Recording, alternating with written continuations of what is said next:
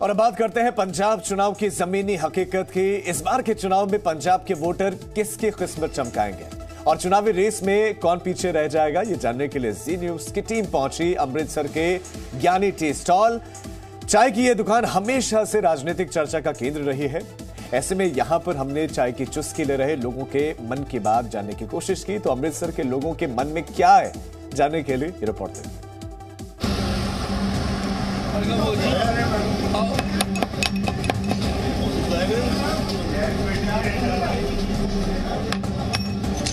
हमारे हिसाब से तो खिचड़ी बनेगी। इस समय खिचड़ी बन गई है। खिचड़ी ही आएगी जी। मौसम चुनाव का हो तो हर छोटे बड़े शहर में चाय की दुकान राजनीतिक चर्चा का केंद्र होती है। ऐसी ही एक चाय की दुकान पर पहुंची जी न्यूज की टीम। पंजाब के अमृतसर का ये ज्ञानी टी स्टॉल है, जहां हर पार्टी के नेता से लेकर समर्थक तक पहुंचते हैं। जैसे अंबरसर नहीं वेख्या वो जन्मा नहीं, और अगर अमृतसर की सही राय जाननी हो तो किसी भी शहर का चाय का ठिकाना सबसे सही जगह होती है। हम इस वक्त मौजूद हैं ज्ञानी टी स्टॉल पर, जहां की चाय के बिना अमृतसर के बहुत सारे लोगों की सुबह नहीं होती है।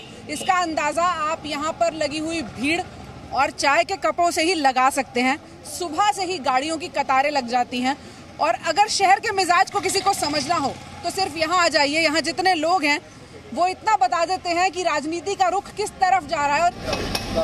तो चलिए जानने की कोशिश करते हैं कि आखिर अमृतसर के लोगों के मन में क्या है। इस बार के चुनाव में किसका पलड़ा भारी है? कि यहाँ पर अभी किसी का कोई जोर नहीं है। अभी जोर नहीं। हाँ, हमारे हिसाब से तो खिचड़ी बनेगी। खिचड़ी बने। पलड़ा किसका भारी है? पलड़ा किसी का भारी नहीं। आम आदमी पार्टी सब सीटें ज्यादा ले जाएगा, कांग्रेस डाउन हो जाएगा। ये तो हुई पंजाब की बात, लेकिन अमृतसर का चुनावी मुकाबला कैसा होने वाला है? अमृतसर की चुनावी रेस में कौन आगे चल रहा है?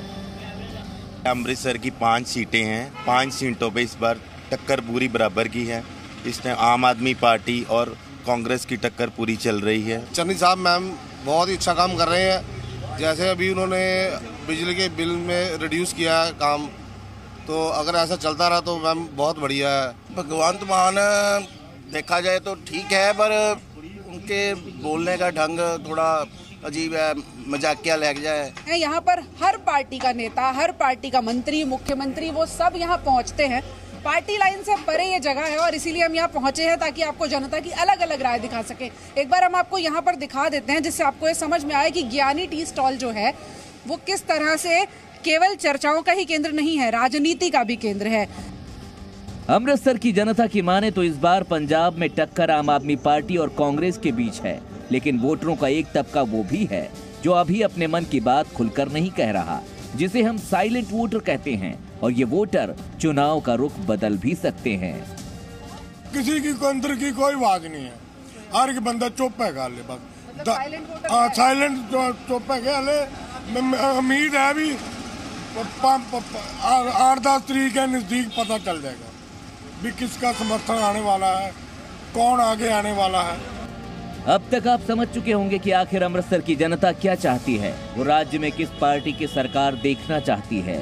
लेकिन वो मुद्दे क्या हैं जो इस बार के पंजाब चुनाव में इन वोटरों के लिए मायने रखेंगे, यानी किन मुद्दों को ध्यान में रखकर पंजाब की जनता इस बार वोटिंग करेगी और फ्री पॉलिटिक्स पर उनकी राय क्या है। अमृतसर के अगर मुद्दों की बात करें तो आप लोगों के लिए इस वक्त बड़े मुद्दे क्या हैं? कुछ लोग तो हमें उम्मीद है कि फ्री का भी वादा करेंगे, तो क्या लगता है बड़ा मुद्दा क्या है? मैम सबसे बड़ा मुद्दा सिर्फ ये है कि यहाँ पे एजुकेशन सिस्टम बेस्ट नहीं है, ठीक है, जो बच्चे बाहर निकल रहे हैं। क्यों जाना पड़ रहा है बच्चों को बाहर? पंजाब के तो ज्यादातर बच्चे कनाडा चले जाते हैं, आपके बच्चे कहाँ जा रहे हैं? मेरे बच्चे भी कनाडा गए हैं। बाहर जाने का ये है कि आप समझ सकते हो कि एजुकेशन में आजकल कितना कंपटीशन है। बच्चे इतना सेक्रीफाइस, इतनी मेहनत स्ट्रगल करके टॉप में लेते हैं, 100 में लेते हैं, लेकिन उसके लिए बाद में अपॉर्चुनिटी नहीं है। जहाँ पे क्या है कि मेरे बेटे बड़े ने बीटेक किया है, इंजीनियरिंग किया है, तो वो कहाँ उसको मिला ऑफर को गाँव में 18,000 20,000। बच्चे what they are doing, they are not getting for that.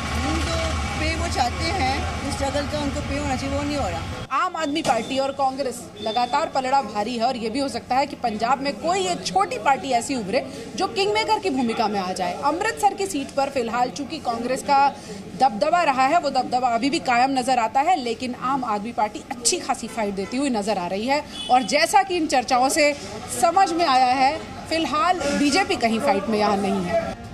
लोग अपने अपने मुद्दों के हिसाब से चुनावी नतीजों की भविष्यवाणी कर रहे हैं, लेकिन इनमें कुछ ऐसे भी लोग हैं जिन्हें इस बात का भी भरोसा है कि राज्य में बीजेपी की भी सरकार बन सकती है। तो जो लोग देख रहे हैं कि ये आम आदमी या वो कांग्रेस, जो अंदर से माना लोगों का, वो मोदी के काम को है, वो इस वक्त साइलेंट है और सारा जो वोट है वो बीजेपी को जाएगा। कुल मिलाकर अमृतसर की जनता चाहती है कि सरकार जिस भी पार्टी की बने, विकास हो, बेहतर शिक्षा व्यवस्था हो, बेरोजगारी और बिजली की समस्या दूर हो। यहाँ पर हम जितनी बात कर रहे हैं उसको देख के ये समझ में आ रहा है कि कहीं ना कहीं मिली जुली सरकार, इसकी बातचीत भी कांग्रेस में अमृतसर की सीट पर हम ज्यादा देख रहे हैं। यहाँ पर ऐसा लग रहा है कि कांग्रेस, आम आदमी पार्टी और बीजेपी अगर तीनों फाइट में हैं, और भी बहुत सारे विकल्प इस बार पंजाब के पास हैं। अगर सिर्फ अमृतसर की बात ना करें तो और भी बहुत सारी पार्टियां हैं। किसानों का अपना मोर्चा है, अकाली दल अपनी जगह पर है, उसके कई सारे फ्रैक्शंस हैं जो अलग अलग जगहों पर लड़ रहे हैं। इन सारे विकल्पों के बीच में पंजाब के पास चॉइसेस की कमी नहीं है और इसीलिए बार बार खिचड़ी सरकार, उसका जिक्र बार बार आ रहा है। तो कहीं ऐसा ना हो कि कोई एक छोटी पार्टी किंग मेकर की भूमिका में उभरे और फिर आप आखिरी में जो नंबर गेम होता है वही कहीं ना कहीं सरकार बनाए। इसीलिए साइलेंट वोटर इस वक्त पंजाब में बहुत महत्व रखता है। पूजा मक्कड़, जी मीडिया, अमृतसर।